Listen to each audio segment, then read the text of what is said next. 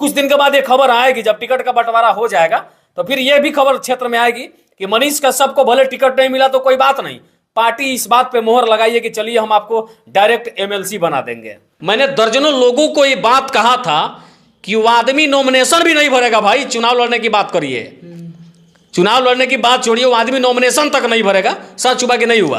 तो वो भविष्यवाणी करते हैं कि 180 दिनों के अंदर सरकार गिरा दूंगा। तो मैं भी आपके चैनल पे भविष्यवाणी कर रहा हूं कि 180 दिनों के अंदर सरकार गिराने की बात करने वाले मनीष कश्यप को अगर 180 दिन के अंदर बीजेपी ने लात मार के नहीं निकाला तो फिर आप हमसे सवाल पूछिएगा करके। अभी मैं इनसे बात करूंगा, उससे पहले आप एक छोटा सा क्लिप देखिए।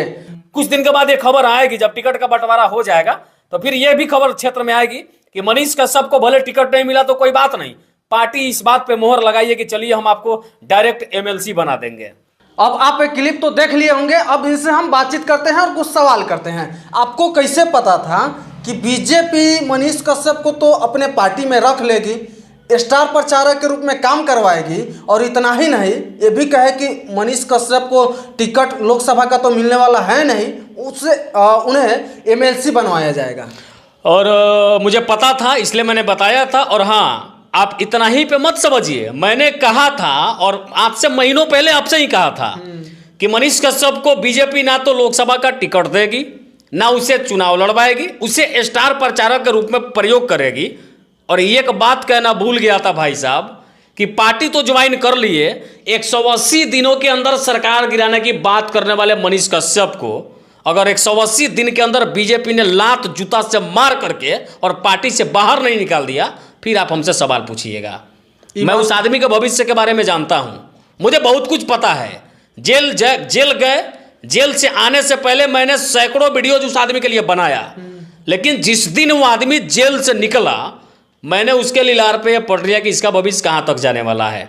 इसलिए उसके बाद से मैंने अपना रास्ता अलग तय किया और उनका रास्ता उनके जी में छोड़ दिया। मैंने आपसे कहा था कि वो चुनाव नहीं लड़ेगा। हाँ, बोले थे। दर्जनों लोगों ने प्रेशर बना करके मुझसे पूछा कि आप उनके साथ क्यों नहीं रहते हैं। मैंने दर्जनों लोगों को ये बात कहा था कि वो आदमी नॉमिनेशन भी नहीं भरेगा भाई, चुनाव लड़ने की बात करिए, चुनाव लड़ने की बात छोड़िए, वो आदमी नॉमिनेशन तक नहीं भरेगा। सच हुआ कि नहीं हुआ?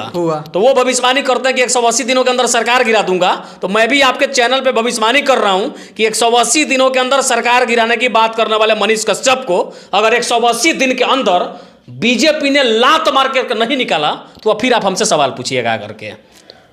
इससे पहले आप एक महीना पहले मेरे चैनल पे इंटरव्यू दिए थे जिसका एक क्लिप चलाए थे। क्या मुझे तो लग रहा है कि बीजेपी से आपको डायरेक्ट कनेक्शन है, तभी तो ये बात आपको। अब वो मेरा सूत्र है, सूत्र के बारे में आप हमसे नहीं पूछ सकते हैं, लेकिन जो जानकारी थी वो ऑथेंटिक मैं आपको बता रहा हूँ। चूंकि आज तक जितने भी खबर मैंने बनाया एकदम सटीक जानकारी लोगों को देता हूँ, और इसलिए सबसे ज्यादा सर्च बारे में पुजारी मीडिया नेटवर्क के लोग सर्च करते हैं। लोगों को भरोसा होता है मेरे चैनल पे, मेरे पास जानकारी पुख्ता होती है, मैं सेटिस्फाइड होता हूँ, तब भी मैं किसी चैनल पे मतलब कोई सवाल का जवाब देता हूं या खुद अपने चैनल पे वीडियो चलाता हूं। मुझे ये पता था कि इस आदमी के साथ झोल होगा, झोल हुआ। इस सब के बीच में एक ही चीज मिला कि अब लोग कह रहे हैं कि मनीष कश्यप गरीबों का चंदा लेके चंपारण से फरार हो गया, सन ऑफ बिहार चंदा चोर हो गया। सन ऑफ बिहार को ठग ऑफ चंपारण कहा जा रहा है और ठग ऑफ बिहार के नाम से जाना जा रहा है। मतलब चलिए बाकी उनका छोड़ देते हैं, इंतजार करिए आज से कितने दिनों का, 180 चुनाव के बाद 180 दिन के अंदर अगर जूता मार के बीजेपी इनको नहीं निकाल दिया फिर आप हमसे सवाल पूछने आइएगा। जिन गरीबों से मनीष कश्यप लाखों रुपए का चंदा लिए, क्या मनीष कश्यप को उन गरीबों को जिन गरीबों से मनीष कश्यप एक लाखों रुपए का चंदा लिए, मनीष कश्यप को रुपए नहीं लौटा देना चाहिए? जब बीजेपी उसके एक एक पाई का हिसाब इस आदमी से पूछा जाएगा। चंदा चोर इसलिए हम भी कह रहे हैं कि मुझे नहीं पता था किसने किसने चंदा दिया, लेकिन ये जरूर पता है कि लोगों ने उसे चंदा दिया। ऐसा ही इसलिए वो खुद वीडियो बनाए कर रहा था कि लोग मुझे चंदा भेज रहे हैं कि आप चुनाव लड़िए। माँ के सामने लिफाफा खोल खोल के बता रहा था कि मेरी माँ के पास लिफाफा आया, लोग 151 रुपये, 110 रुपये, कुछ लोग 15,000, कुछ लोग 10,000 रुपये दिए हैं चुनाव लड़ने के लिए। चुल्लू भर पानी में डूब जाने की ज़रूरत है। जिस संजय जायसवाल को पानी पी पी के गाली देते थे, कोसते थे कि यह विकास नहीं करता है, अब उसी व्यक्ति का चुनाव प्रचार करना है, शर्म उनको लगेगा कि नहीं लगेगा? बिल्कुल लगेगा। उनको दूध से नहलाया गया था, इस क्षेत्र में दूध से नहलाया गया था। तब लोग कह रहे थे कि रियल लाइफ में देखिए अनिल कपूर को नहलाया गया था नायक फिल्म में, और रियल लाइफ में मनीष कश्यप को दूध के जगह लोग मुझ से नहवाएंगे उसको। अब याद रखिएगा इस बात को, मैं आपके चैनल पे बोल रहा हूँ। जिन गरीबों के भरोसा को उन्होंने तोड़ा है, इसके एक एक मतलब पाई का हिसाब उनको देना पड़ेगा।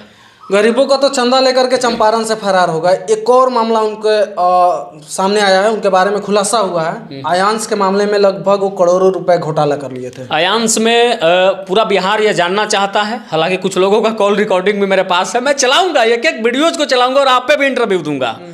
रिकॉर्डिंग आया है कि उसका हिसाब होगा, उसका डेट भी बना है। इंतजार करिए, कुछ दिन का बिता, उसके बाद उस आदमी से हिसाब लिया जाएगा। बिहार ये पूछेगा कि जिस आयांश के नाम पे आपने करोड़ों रुपए उठाया, वो आयांश जब दुनिया छोड़ के चला गया, आपने एक भी वीडियो क्यों नहीं बनाया?